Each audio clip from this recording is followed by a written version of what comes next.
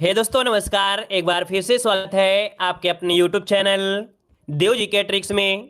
तो दोस्तों हम यहाँ पर डेली की तरह रात 8:45 में यहाँ पर हिंदी का फुल टेस्ट यहाँ पर सॉल्व करेंगे।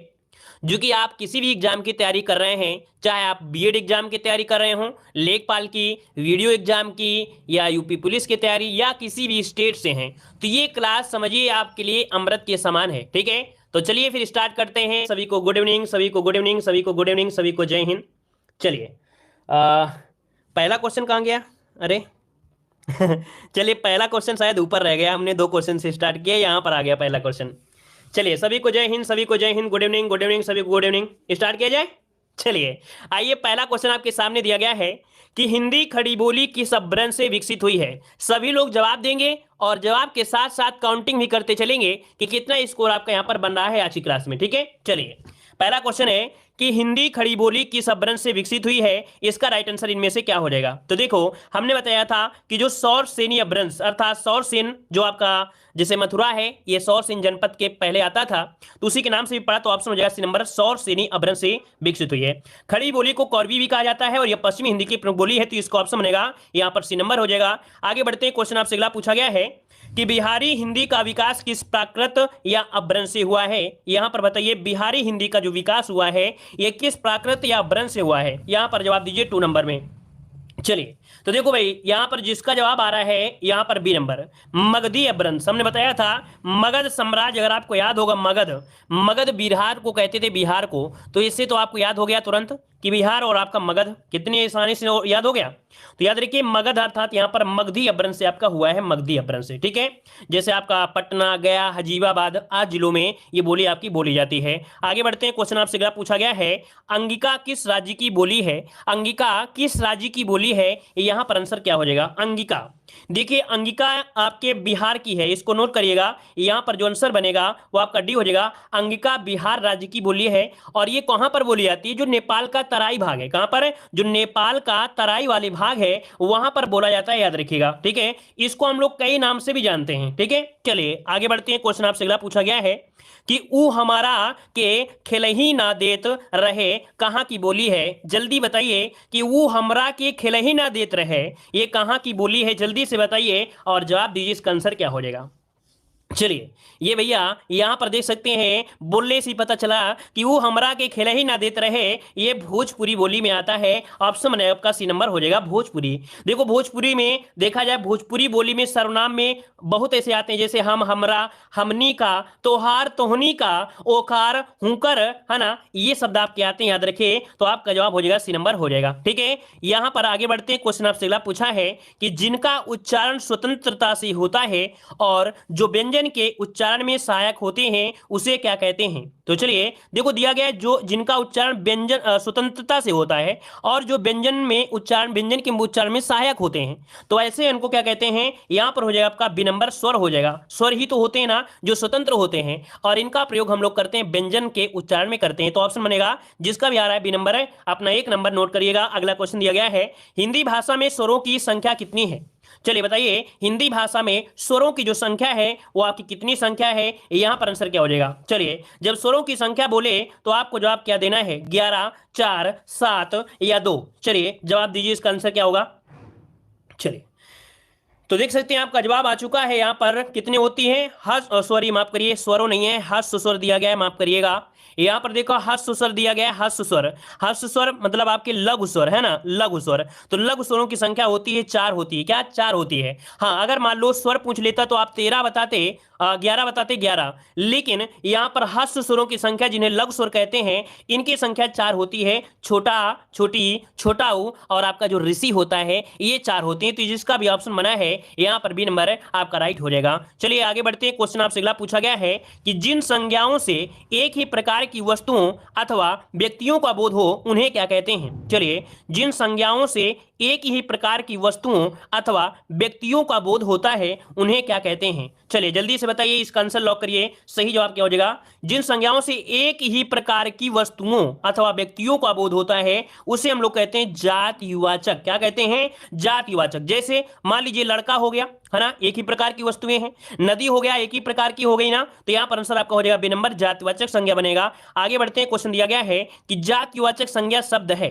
अब यहां पर बताइए, जातिवाचक कामायनी, आम, रसीला या वकील, इनमें से कौन है जो जाति के अंतर्गत आपका रखा जा सकता है? आपसे अगला पूछा गया है, क्या आपसे सप्ताह में 7 दिन होते हैं, प्रस्तुत वाक्य में दिन शब्द जो है वो कैसा है?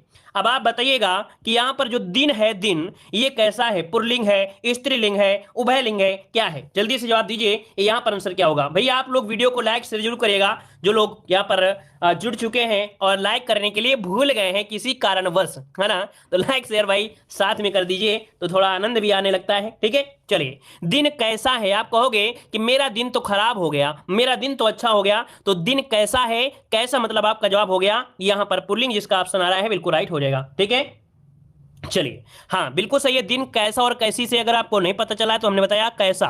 देखो हमने बताया कैसा, और एक होता है शब्द कैसी। क्या होता है? कैसी। हाँ, हर एक चीज में अपवाद जरूर होते हैं। हमने बताया रोटी कैसी है, क्या रोटी कैसी है, कैसी।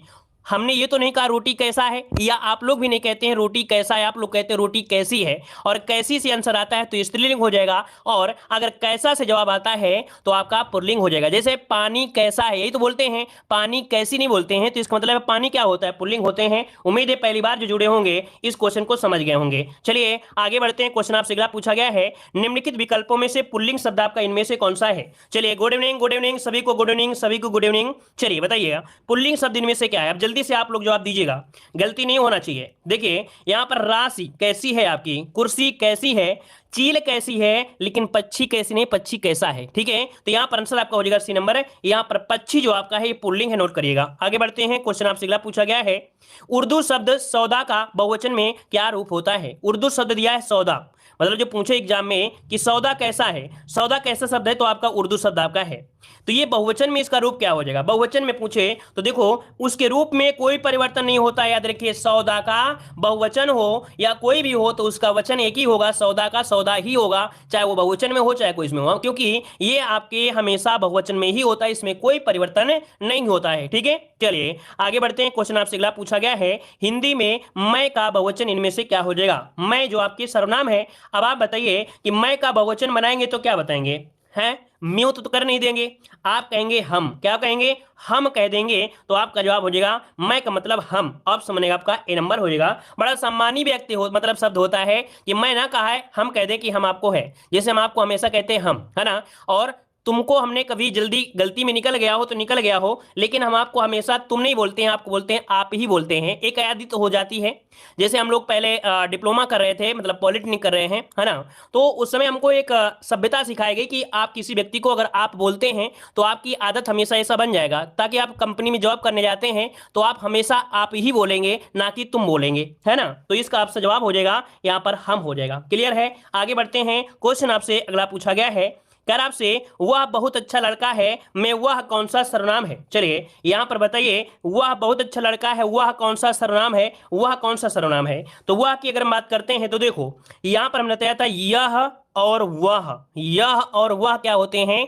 निश्चय होते हैं, अर्थात यहां पर निश्चयवाचक सर्वनाम हो जाएगा। ऑप्शन में आपका ए नंबर, यह और वह जो होते हैं निश्चयवाचक में होते हैं। ठीक है, चलिए आगे बढ़ते हैं, क्वेश्चन आपसे अगला पूछा गया है, इस पुस्तक को देखो यह कितनी उपयोगी है, वाक्य में सर्वनाम का प्रकार बताइएगा। इस पुस्तक को देखो यह कितनी उपयोगी है, अब आप बताइए क्या हो सकता है यहाँ पर? चलिए यह दिया है ना, यह, और यह शब्द क्या बता रहा है कि ये निश्चय है, यह निश्चय है कि अच्छी बुक है, तो ऑप्शन क्या हो जाएगा? बी नंबर आपका हो जाएगा, क्योंकि यह शब्द ही इंगित कर रहा है कि निश्चय है। आगे बढ़ते हैं, क्वेश्चन आपसे अगला पूछा है कि एक विशेषण शब्द आपका नहीं है, एक विशेषण शब्द आपका नहीं है, देखने से पता चल रहा होगा क्या? लजीला, लाडला, लापता, लेकिन लांछन जो दिया गया लांछन, है ना, लांछन ये आपका कह सकते हैं विशेषण आपका नहीं है ना। ये लांछन का विशेषण लंचित होता है। क्या? लांछन का अगर विशेषण पूछ ले कि लांछन का विशेषण क्या होता है, तो लांछित होता है। क्या? यहां पर हो जाता है लांछित हो जाता है, लांछित हो जाता है। ठीक है, चलिए आगे बढ़ते हैं, क्वेश्चन आपसे दिया गया है कि राम की गाय बहुत काली है, वाक्य में काली शब्द जो है वो आपका है क्या? चलिए राम की गाय बहुत काली है, तो वाक्य में जो काली है तो है क्या? सर्वनाम है, क्रिया है, विशेषण है या प्रविशेषण है। तो भाई आपको बताया गया है जब रंग रूप की बात करें, है ना, कोई गोरा है कोई काला है, तो भाई रंग रूप ही है ना, और रंग रूप जो आता है वो गुणवाचक विशेषण में आता है। मतलब ऑप्शन जो बनेगा यहां पर जिसका भी ऑप्शन आ रहा है सी नंबर बिल्कुल राइट हो जाएगा, सी नंबर। आगे बढ़ते हैं, क्वेश्चन दिया गया है निम्नलिखित वाक्यों में अकर्मक क्रियार्थक शब्द आपका कौन सा है। मतलब यहां पर अकर्मक क्रिया पूछा गया, अकर्मक। बूंद बूंद से घड़ा भर जाता है, इस टब को पानी से भर दो, माँ बेटे को खाना खिला रही है, चाचा जी ने मुझे पत्र लिखा। जल्दी से बताइए यहां पर आंसर इनमें से क्या हो जाएगा। चलिए तो देखो यहां पर जो दिया गया है कौन सा, ए नंबर हो जाएगा। बूंद बूंद से घड़ा भर जाता है, ये अकर्मक क्रियार्थक वाक्य आपका है। अकर्मक क्रिया मतलब अकर्मक क्रिया वाले वाक्यों में कर्म की अपेक्षा नहीं होती है, कर्म की अपेक्षा नहीं होती है, और कुछ क्रियाओं में सकर्मक अकर्मक दोनों रूप में प्रयोग हो सकता है। तो घड़ा भरता है, घड़ा भरता है, यहां पर हो जाएगा घड़ा भरता है, ठीक है, तो यहां पर अकर्मक क्रिया हो जाएगा। ठीक है, चलिए आगे बढ़ते हैं। क्वेश्चन आपसे अगला पूछा गया है, कह रहा आपसे उठाना क्रिया का अकर्मक रूप बताइए। उठाना जो दिया है ये प्रेरणार्थक क्रिया है जो कि सकर्मक में है, लेकिन यहां पर अकर्मक पूछे तो अकर्मक क्या बन जाएगा, तो उठाना का हो जाएगा उठना। उठना यहां पर जो आपका है डी नंबर, उठना ये अकर्मक हो जाएगा और उठाना एक प्रेरणार्थक क्रिया हो जाएगा, तो यहां पर आंसर हो जाएगा आपका डी नंबर। ठीक है ना, चलिए आगे बढ़ते हैं। क्वेश्चन आपसे अगला पूछा है कि करण कारक किस वाक्य में है। करण कारक किस वाक्य में है, 19 को ऑप्शन दीजिएगा। करण कारक किस वाक्य में है, राम को फल दो, वह कलम से लिखता है, यह राम की पुस्तक है, वृक्ष से पत्ते गिरते हैं, तो गिरने वाला तो ऑप्शन हो नहीं सकता है। अब को जो होता है वो कर्म होता है ना, तो यहां पर देखिए वह कलम से, करण से, किसी ना किसी कारण से अर्थात कलम से लिख रहा है, तो ये शब्द जो आपका है करण से हो जाएगा, और जिसका भी ऑप्शन आया है यहां पर बी नंबर उसका ऑप्शन लॉक हो जाएगा। आगे बढ़ते हैं, क्वेश्चन दिया गया है कि कानों सुनी बात पर यकीन मत करो, रेखांकित पद का कारक बताना है। कानों सुनी बात पर यकीन मत करो ये पूछा गया है। अब आप बताइए यहां पर बताइए कौन सा कारक हो सकता है। देखो यहां पर रेखांकित कर लीजिए, यहां पर जो सिर्फ दिया गया है कानों सुनी, इसमें अंडरलाइन करना है। ठीक है, कानों सुनी में अंडरलाइन करना है।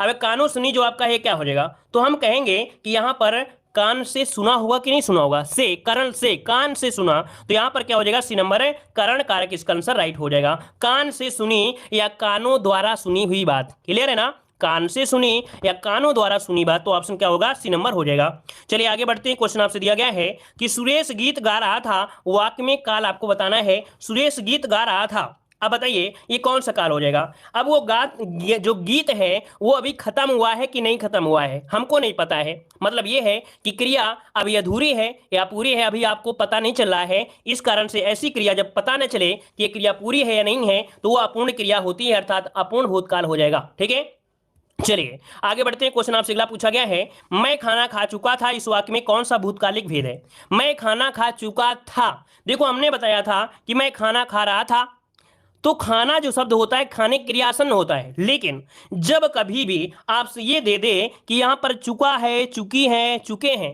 है ना, या चुका था, चुकी थे, तो चुकना मतलब होता है कि कार्य पूरा हो चुका है। चुकना मतलब हो गया कि कार्य पूरा हो गया है, तो ऐसी स्थिति में आपको बताना है कि पूर्ण भूतकाल है। क्या है, पूर्ण भूतकाल बनेगा, ना कि आसन्न भूतकाल। ठीक है ना, आसन्न मत लगाइए, इसका ऑप्शन भी हो जाएगा पूर्ण भूतकाल। चलिए आगे बढ़ते हैं। क्वेश्चन आपसे अगला है कि भाववाच्य आपको छांटना है, भाववाच्य इनमें से क्या हो जाएगा। चलिए भाववाच्य इनमें से क्या है 23 नंबर में। चलिए 23 नंबर की अगर बात करते हैं तो दादाजी के द्वारा अनिल को डांटा गया, तोते से उड़ा नहीं गया, मतलब आपका जवाब आपके सामने मिल चुका है, तोते से उड़ा नहीं गया, ऑप्शन बनेगा आपका बी नंबर हो जाएगा। ठीक है, चलिए आगे बढ़ते हैं। क्वेश्चन आपसे अगला पूछा गया है, कह रहा आपसे निम्नलिखित में से भाववाच्य का उदाहरण इनमें से कौन है। अब आप बताइए भाववाच्य इनमें से क्या हो जाएगा। अब चला जाए, रवि आम चूसता है, मोहनी पत्र लिखती है और शीला से खाया नहीं जाता है। निगेटिव जब आता है अकर्मक क्रिया होती है, और अकर्मक क्रिया के साथ साथ निगेटिव वाला ही आपका भाववाच्य हो जाता है, ऑप्शन में आपका डी नंबर हो जाएगा। ठीक है, चलिए आगे बढ़ते हैं। क्वेश्चन आपसे अगला है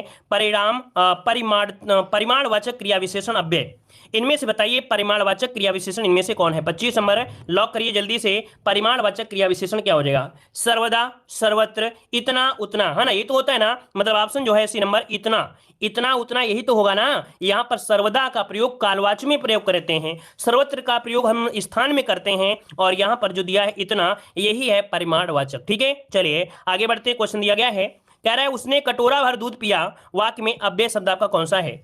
उसने कटोरा भर दूध पिया, हमने बताया था अव्यय जो होता है वो एक्स्ट्रा वर्ण होता है, जिसको हटा देने से कोई ज्यादा इफेक्ट नहीं पड़ता है, बस अव्यय होता है वो वाक्य को सुंदर बना देता है। तो देखिए 26 का ऑप्शन क्या हो जाएगा यहाँ पर। चलिए देखो यहां पर देखो दिया गया सी नंबर भर, उसने कटोरा भर दूध पिया, है ना, कटोरा भर दूध पिया, तो वाक्य को सुंदर बना रहा है, तो भर शब्द जो आपका है ये अव्यय बनेगा, मतलब जिसका ऑप्शन आ रहा है सी नंबर यहां पर राइट हो जाएगा भर। अगला क्वेश्चन दिया गया है, कह रहा है तत्सम शब्द आपका कौन सा है। तत्सम शब्द शुद्ध शब्द होता है, देख सकते हैं जो आपका दिया गया है कौन सा, यहां पर दिया गया है आपका अमृत दिया गया है ना, अमृत जो आपका दिया गया है वो आपका जवाब हो जाएगा ए नंबर, अमृत जो दिया है ये आपका तत्सम हो जाएगा। ठीक है ना, क्लियर हो गया है। चलिए अच्छा एक पॉइंट ये बताइए, जो आंचल दिया है आंचल, तो आंचल ये शब्द कैसा है, जल्दी से बताइए, आंचल शब्द जो दिया है वो कैसा शब्द है। अगर इस पॉइंट को अगर आप बता देते हैं कि आंचल जो आपका है तत्सम है या तद्भव है, तो हम समझेंगे कि थोड़ा बहुत आप लोगों को जानकारी है।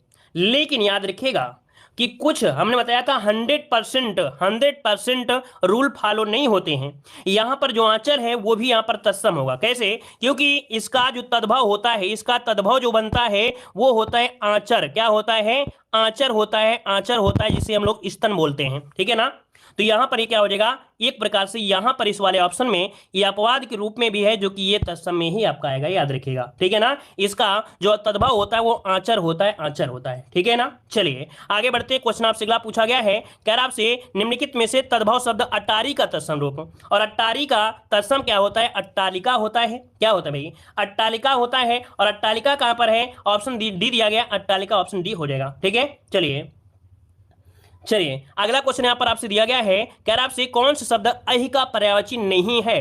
अहि का पर्यायवाची पूछा गया है, और आप लोग जानते हैं अहि मतलब होता है क्या, सांप होता है, क्या होता है, अहि मतलब सांप होता है। तो भाई सांप को हम कितने नाम से जानते हैं, सांप को हम जानते हैं उरग के नाम से, सांप को जानते हैं सरीसृप के नाम से भी जानते हैं, सांप को जानते हैं पौनास के नाम से, लेकिन यहां पर सिंदूर नहीं जानते। अब आप बताइए जल्दी से कि सिंदूर होता किसका है, जल्दी से बताइए कि सिंदूर पर्यायवाची होता किसका है, जल्दी बताइए सिंदूर किसे कहते हैं, सिंदूर कहते किसे हैं, सिंदूर कहते हैं हाथी को, नोट करिएगा, सिंदूर कहते हैं हाथी को, तो ये जो पर्यायवाची है वो आपके हाथी की है। ठीक है, चलिए आगे बढ़ते हैं। क्वेश्चन आपसे अगला पूछा गया है, कह रहा है ओघ का पर्यायवाची शब्द क्या है। ओघ का पर्यायवाची ओघ, ओघ मतलब होता है ढेर, क्या होता है, ढेर, जैसे समूह हो गया या जमा हो गया या राशि हो गया, पुंज हो गया, तो याद रखिए ओघ पर्यायवाची होता है किसका, ढेर का होता है, नोट करिए ए नंबर हो जाएगा। आगे बढ़ते हैं। क्वेश्चन आपसे अगला पूछा गया है, चलिए क्या भाई सभी लोगों को नींद आने लगती है क्या इस क्लास में, क्यों भाई, भाई कितने लोगों को नींद आ जाती है हमारी इस क्लास को पढ़ने में।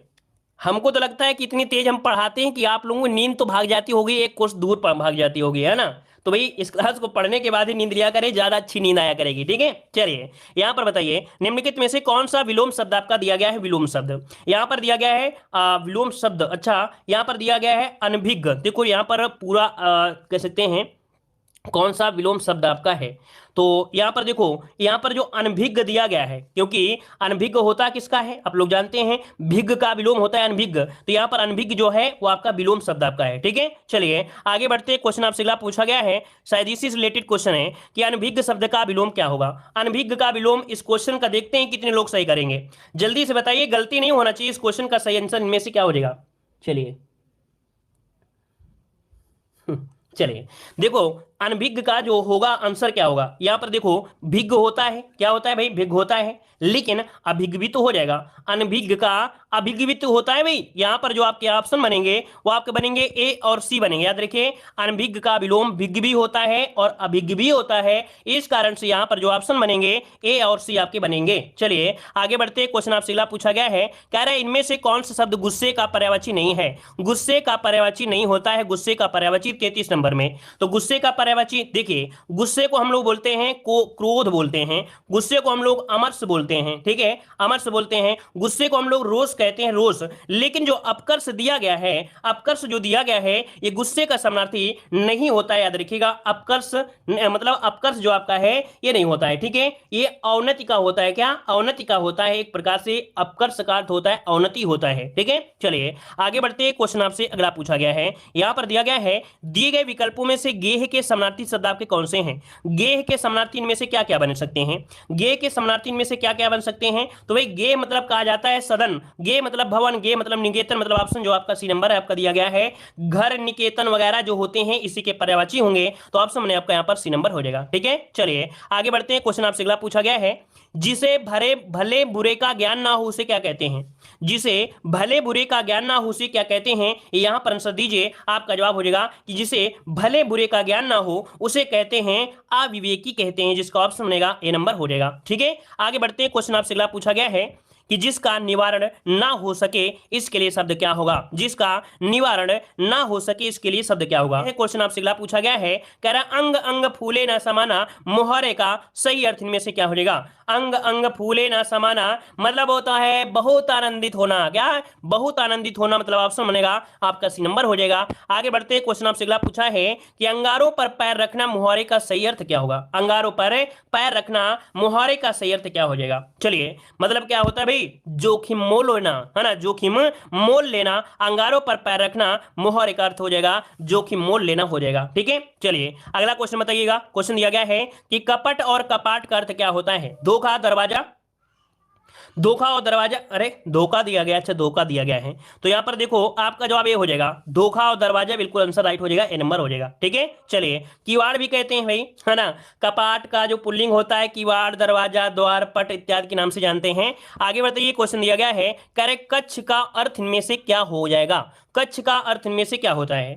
तो कच्छ का एक अर्थ होता है कमरा और एक अर्थ होता है कांख। ठीक है, याद रखिए इसका आंसर जो बनेगा वो आपका बनेगा कमरा और कांख, इसका आंसर राइट बनेगा डी नंबर। ठीक है ना, याद रहेगा, हमने कई बार आपको पढ़ाया भी है कि जो कच्छ शब्द है ये संस्कृत भाषा का एक संज्ञा पुल्लिंग है और कमरा और कांख ये क्या है? कछारा है।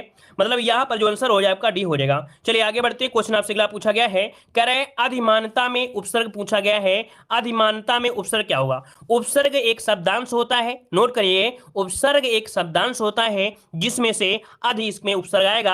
ऑप्शन सी नंबर यहां पर राइट हो जाएगा। चलिए आगे बढ़ते हैं। क्वेश्चन दिया गया है, कह रहे अनु उपसर्ग से बना शब्द। अच्छा ये बताइए, ऐसा तो नहीं लगता कि हम आपको चारों ऑप्शन को बताएं, क्योंकि जब तक हम बोलते हैं 2-3 बार क्वेश्चन को रिपीट करते हैं तब तक आपको आंसर पता चल जाता है, लेकिन जो क्वेश्चन कठिन होता है उसको हम आपको जरूर बताते हैं। आप लोग कहते भी कि आगे बढ़िए, लेकिन नहीं बढ़ते हैं, क्योंकि नया क्वेश्चन हो या समझाने वाला क्वेश्चन होता है उसको हम आपको समझाकर ही आगे बढ़ते हैं। लेकिन जो क्वेश्चन हमें पता है कि उसको आंसर लगा सकते हैं, हमारे बोलते बोलते तक अब तक आप लोग सही कर लेते हैं ना। चलिए जवाब बताइए, अनु से हो जाएगा अनुपमा होगा या अनुचर होगा? जल्दी से बताइए। बिल्कुल सही है, यहां पर जो अनुचर दिया गया है, अनुचर, अनुचर जो दिया गया है ये अनु उपसर्ग से आपका बना हुआ है, अनु उपसर्ग से आपका बना हुआ है। ठीक है ना, क्लियर हो गया। चलिए आगे बढ़ते हैं। क्वेश्चन आपसे अगला दिया गया है, यहां पर देखिए अगला क्वेश्चन दिया गया है कि आहट, आवट, आस किस प्रकार के तद्धित प्रत्यय हैं? किस प्रकार के तद्धित प्रत्यय हैं? देखो हमने बताया था तद्धित प्रत्यय किसे कहते हैं? तद्धित प्रत्यय कहते हैं जो शब्द संज्ञा, जो शब्द संज्ञा या सर्वनाम या विशेषण के साथ अगर बनते हैं, मतलब ऐसे प्रत्यय जो संज्ञा, सर्वनाम या विशेषण के साथ जुड़कर प्रत्यय बनते हैं वो होते हैं तद्धित। लेकिन यहां पर एक होता है तद्धित के बाद एक क्रियार्थक होता है तो क्रिया के साथ, मतलब आपका जो जवाब हो जाएगा 43 का ऑप्शन हो जाएगा, कौन सा बनेगा? यहां पर हो जाएगा सी नंबर, भाववाच्य होता है। क्या? आहट, घबराहट। क्या हो गया? घबराहट। जैसे मान लीजिए घबराहट, तो ये बताइए घबराहट क्या है? भाव को दर्शा रहा है ना, तो यहां पर हो जाएगा सी नंबर। मतलब ये हुआ तद्धित प्रत्यय अगर इनके साथ जुड़ते हैं तो वो भाववाचक संज्ञा का ही निर्माण करेंगे। आगे बढ़ते हैं। क्वेश्चन आपसे अगला पूछा गया है, निम्नलिखित में से किस शब्द में तद्धित प्रत्यय का प्रयोग हुआ है? जल्दी से बताइए। इस क्वेश्चन को हमने इसी कारण से थोड़ा सा बढ़ा दिया था, बता दिया था। अब आप बताइए कि तद्धित प्रत्यय कौन सा हो जाएगा? यहां पर बताइए, मतलब जिसमें भाव को दर्शा रहा है, और भाव को दर्शा रहा है तो आंसर क्या बनेगा? आंसर हो जाएगा यहां पर वार्षिक है, आपका भिड़ंत है, लड़ाई है और आपका मिलाप है। इसका जवाब आप लोग कमेंट बॉक्स में कमेंट कर दीजिएगा। ठीक है, इसका जवाब आप लोग कमेंट बॉक्स में कमेंट कर दीजिएगा। अगला क्वेश्चन दिया गया है कि संधि विच्छेद कीजिएगा पुष्पांजलि। पुष्पधन अंजलि क्या होगा? पुष्पधन अंजलि। और पुष्पधन अंजलि कहां पर है? यहां पर देखिए ऑप्शन ए नंबर हो जाएगा पुष्पधन अंजलि, इसका आंसर आपका बन जाएगा। ठीक है ना, ये आपकी व्यंजन संधि है और यहां पर यहां पर पुष्पधन अंजलि मतलब दीर्घ स्वर है। ठीक है, ये क्या है? दीर्घ स्वर संधि है, याद रखिए ये है आपका दीर्घ स्वर संधि आपका है, याद रखिए। आगे बढ़ते हैं। क्वेश्चन आपसे अगला पूछा गया है, विद्या धनालय विद्यालय। अब बिल्कुल इजी है, विद्या धनालय अर्थात दीर्घ संधि हो जाएगा, इसमें तो टाइम लॉस करना ही नहीं है। विद्या धनालय विद्यालय। ठीक है, चलिए आगे बढ़ते हैं। क्वेश्चन आपसे अगला पूछा गया है कि चक्रपाणि दर्शनार्थ पद में मान्य समास पूछा गया है। मतलब यहां पर जो पूछा है कि समास होगा तो उनमें से कौन हो जाएगा 47 नंबर में। चलिए चक्रपाणी दर्शनार्थ पद में मान्य समास है वो कौन सा है, यहां पर जवाब दीजिए। इसका आंसर क्या हो जाएगा। लगभग देखा जाए 99.9% लोगों का जवाब यहां पर गलत हो जाएगा। याद रखिए यहां पर 99.9% लोगों का जवाब गलत होगा। एक ही बच्चे का अभी तक जवाब आया था, वो भी आया था अव्ययी भाव समास। याद रखिए इसका राइट आंसर बनेगा आपका सी नंबर। हाँ हमें याद है एक दिन ऐसे एक स्टूडेंट ने पूछा था इस क्वेश्चन को, कमेंट बॉक्स में पूछा भी था जब क्लास खत्म हो गई थी कि सर बताइए कि चक्रपाणी दर्शनार्थ पद में जो समास होता है वो क्या होता है। देखो अगर पूछा जाता कि चक्रपाणी में समास क्या है तब आपका बहुव्रीहि समास होता, लेकिन जब चक्रपाणी दर्शनार्थ दिया गया हो तो ये मान्य समास होता है अव्ययी भाव समास में। मतलब ये हो गया क्या, ये क्या हो गया, इसका अर्थ समझिए। इसका अर्थ होता है कि चक्र है पाणी जिसके, तो चक्रपाणी बहुव्रीहि समास में हो गया। दर्शन के अर्थ में दर्शनार्थ हुआ है, क्या दर्शन के अर्थ में, दर्शन के अर्थ में मतलब दर्शन के अर्थ में दर्शनार्थ हुआ जो कि अव्ययी भाव समास है। तो चक्रपाणी के दर्शन में एक अव्ययी भाव समास ही होगा। मतलब समूचा पद देखा जाए, पूरे समूचे पद को लिया जाएगा तो यहां पर अव्ययी भाव समास होगा। एक साथ विग्रह इस तरह होगा कि चक्र है पाणी जिसके और उसके दर्शन के अर्थ में। याद रखिए थोड़ा बड़ा टिपिकल क्वेश्चन है, नोट करिए। एक अपवाद आपको मिलेगा हमेशा जो आपको दिमाग में रखना है, रट लीजिए पहले पॉइंट में, ठीक है। न्यू मिला है ये क्वेश्चन तो इसे नोट करिएगा और सर्च भी करिए यूट्यूब में या किताबों में तो आपको मिलेगा जरूर इस क्वेश्चन को। चलिए आगे बढ़ते हैं। क्वेश्चन दिया गया है, कह रहा आपसे यहां पर दिया गया है धीरे धीरे का समास। भाई हमने बताया, हमने तो नहीं कहा विष्णु को नहीं कहते हैं, विष्णु जी को कहते हैं, लेकिन उसमें शब्द कुछ और जोड़ दिया गया था, उसमें कुछ शब्द और जोड़ दिया गया था, इस कारण से उसका अर्थ यहां पर चेंज हुआ, ठीक है। चलिए यहां पर दिया धीरे धीरे का समास, तो भाई क्या होगा, दुरुक्ति वर्ण आपको दिया गया है। दुरुक्ति वर्ण ये क्या होता है, अव्ययी भाव समास होता है। इसका ऑप्शन में आपका बी नंबर है, अव्ययी भाव से हो जाएगा, ठीक है, अव्यय हो जाना। आगे बढ़ते हैं। क्वेश्चन आपसे अगला है कि नीली कमीज वाले छात्र को यह कलम दे दो, रचना के आधार पर वाक्य का सही भेद कौन सा है। बताइए नीली कमीज वाले छात्र को यह कलम दे दो, इसमें बताइए कि रचना के आधार पर, रचना के आधार पर तीन प्रकार से होते हैं ना, तो यहां पर बताइए क्या हो सकता है। तो देखो ये सरल वाक्य है, क्यों, क्योंकि ना ही तो और दिया है ना ही कोई योजक चिन्ह दिया है। जब योजक चिन्ह नहीं है तो सिंपल सी बात है कि सरल वाक्य हो जाएगा, ठीक है। चलिए आगे बढ़ते हैं। क्वेश्चन आपसे अगला पूछा है, उसने कहा कि मैं घर जाऊंगा, किस तरह की वाक्य है। चलिए बताइएगा, उसने कहा कि शब्द आपको दिया है ना, अब ये की शब्द जो आपका है ये कैसा वाक्य को इंगित कर रहा है। अगर आपने पढ़ा होगा तो आप जरूर जवाब देंगे। की शब्द होता है जो मिक्स कर देता है, मिक्स मतलब मिश्र हो गया, यहां पर आंसर आपका सी हो जाएगा। जैसे कि हमने आपको बताया था की शब्द आपको मिलता है या आपको मिलेगा जो, क्या मिलेगा, जो वह, है ना, जो वह, जब तब, क्योंकि, यदि, तो ऐसे शब्द होते हैं हमेशा आपके मिश्र वाक्य में होते हैं। तो इस प्रकार से आज 50 क्वेश्चन का टेस्ट कंप्लीट करते हैं। आज हिंदी साहित्य के क्वेश्चन आपने नहीं रखा था, कल से हिंदी साहित्य के भी क्वेश्चन जैसे कि हम आपको डेली करवाते हैं वैसे हम आपको डेली करवाएंगे। धन्यवाद।